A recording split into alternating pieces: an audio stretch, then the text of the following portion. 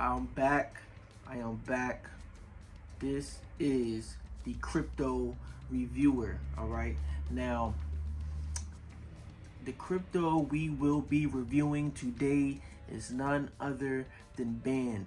Yes, Band Protocol. All right. Now, Band Protocol is a cross-chain data oracle platform that aggregates and connects real-world data and APIs to smart contracts. Okay, now um, they do have a data provider, so you can earn as a premium data provider. Now monetize your data feeds to decentralized applications, other known as dApps, okay, and collect revenue per request in real time. All right, now secure dApps ecosystem and earn. All right, with the rise of DeFi, the data market for dApps has grown to demand more data types and sources to support their innovation and security. Secure dApps ecosystem and earn. All right, with the rise of DeFi, the data market for dApps has grown to demand more data types and sources to support their innovation and security. Now, with BandChain's on-chain revenue feature, anyone with a data API endpoint can supply data and earn revenue on-chain in real time at scale. Okay, now dApps enjoy a readily accessible ecosystem of data, while data providers earn from their contributions. Okay, now the benefits, all right, unparalleled access to dApps market. Now make your data available to monetize to one of the fastest growing markets. Now it's a one-time setup, a minimum setup, 2 days with easy to maintain design. Now step by step with professional support. Now 100% control over your earning.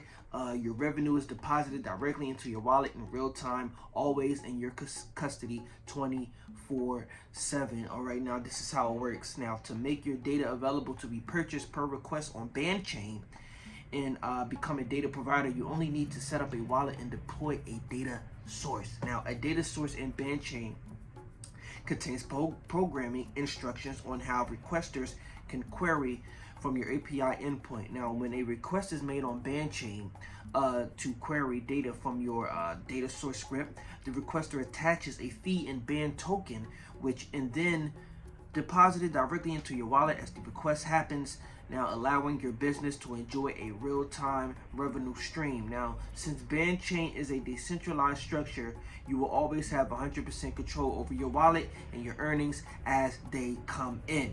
All right. Now here is the introduction for it. A data source is the most fundamental unit in BandChain's Oracle system. Now at the simplest level, it is an executable that describes the procedure to retrieve some type of data. A data source is executed off-chain in order to reduce on-chain workloads, as some tasks cannot be performed on the chain due to the heavy computation required and or the network latency associated with running the data source, which can decrease performance of the chain. Now the sources a data source can either be a traditional API or any other method that returns the desired results. Now permissionless APIs are openly available to anyone who might want to audit the data source, any subsequent Oracle scripts that depend on it, or the actual application that requests the Oracle script itself. All right, now this openness helps build the trustworthiness of each of those components, which is ultimately what we are looking to create: a data source. Now writing the data source, in order for the data source to run, always make sure to add a shebang line and to print the function output. A simple hello world example can be seen, all right, or more examples. However, in order to better understand the structure and implementation of a data source, you can look at two more examples, such as the gold price and token total supply. Now for the gold price, first, you can look at the data source that queries goldprice.org for the current price of gold. Now, the script itself is written in Python, and although this specific data source does not expect any arguments, a data source can have any number of arguments required. All right. Now, the token total supply. A data source can take any number. The majority of existing smart contract platforms, while supporting trustless executions of arbitrary programs, like access to real-world data. Now, this limitation hinders the maximum potential of such contracts, but BandChain was created to solve this issue by connecting public blockchains with these real-world off-chain information. Now, the project was created with the following design goals. Now, number one, speed and scalability. Now, the system must be able to serve a large quantity of data requests to multiple public blockchains with minimal latency and while maintaining a high throughput. Now, the expected response time must be in order of seconds. Now, cross-chain, number two, the cross-chain compatibility. Now, the system must be blockchain agnostic and able to serve data to most publicly available blockchains. Now, verification of data authenticity on the target blockchains must be efficient and trustless by nature. Now, number three, the data flexibility. The system must be generic and able to support different methods of retrieving and aggregating data, including both permissionless, publicly available data as well as information guarded by centralized parties. Now, the BandChain achieves the aforementioned goals with a blockchain specifically built for off-chain data curation. Now, the blockchain supports generic data requests and on-chain aggregations with WebAssembly powered Oracle scripts. Now, Oracle results on BandChain blockchain can be sent across to other blockchains via the Inter-Blockchain Communication Protocol, in other words, or IBC, all right, or through customized one-way bridges with minimal data source. It's the most fundamental unit in BandChain's Oracle system. Now, it describes the procedure to retrieve a raw data point from a primary source and the fee associated with one data query. Now, on BandChain, a data source can be registered into the system by anyone, right? Now, this is done through the registrant sending a message to the chain. In this message, they specify various parameters, the data source they wish to register, including the sender who wish to create the data source, the owner of the data source if specified, the name of the data source, and phase two plus the per query fee that someone looking to use that data source needs to pay. Now, the content of the executable to be run by block validators upon receiving a data request for this data source. Now, when registering the data source, the message sender can choose whether to specify an owner of the source. If an owner is specified, only the owner can make any changes to the data source once it is registered. Now, they will also be the only party able to collect the accumulated request fees.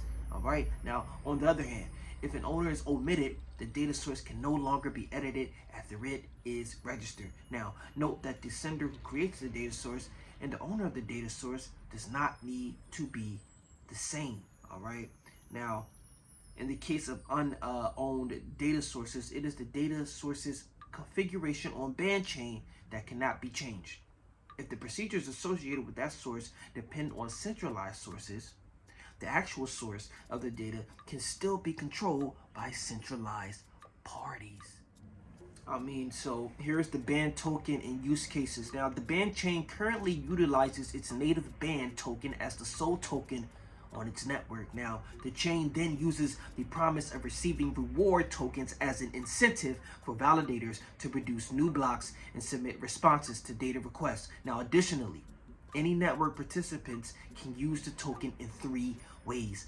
Number one, bond tokens to become validators. All right. Number two, you can delegate tokens to another validator to earn a portion of the collected fees and inflationary rewards. Now, number three, you can participate in the chain's governance. Now, in inflation. Now, BandChain applies an inflationary model on the Band token to incentivize network participation by the token holders. All right. Now, the desired outcome of this model is that token holders will opt to stake their coins on the network rather than solely focusing on trading or doing nothing with it at all. Now, the specific inflation parameters currently mirrors that of the Cosmos network. All right. Now, you guys are all familiar with the Cosmos now. Namely, the annual inflation rate ranges from 7 to 20% and is adjusted to target to have 66% of the total supply of BAND token staked. Okay, now to illustrate how inflation incentivizes staking, imagine we have a network participant with a certain amount of holding. Now, with inflation, if they choose to not use their coins to participate in the network's activities, they will find that the percentage of their holding with respect to the total supply decreases over time. Now, however, if they decide to stake their coins, right, they will be given a share of coins proportional to the inflation. All right, meaning their total token holding ratio will now remain relatively unchanged. Okay, now as far as the validators and the stakers, now similar to in other Cosmos-based blockchain, one of the roles of BandChain's validator is to provision new blocks and process transactions. Now, by performing those tasks, they earn BAND tokens as a reward. Now, in the case of block provisioning, right, the reward comes from the tokens newly minted on that block. Now, conversely, all right, the reward for processing transactions comes from the fee that each validator chooses to set. Note that a percentage of the total block reward is diverted to the community fund. Those who do not wish to become validators themselves can still earn a portion of the validator rewards by becoming delegators.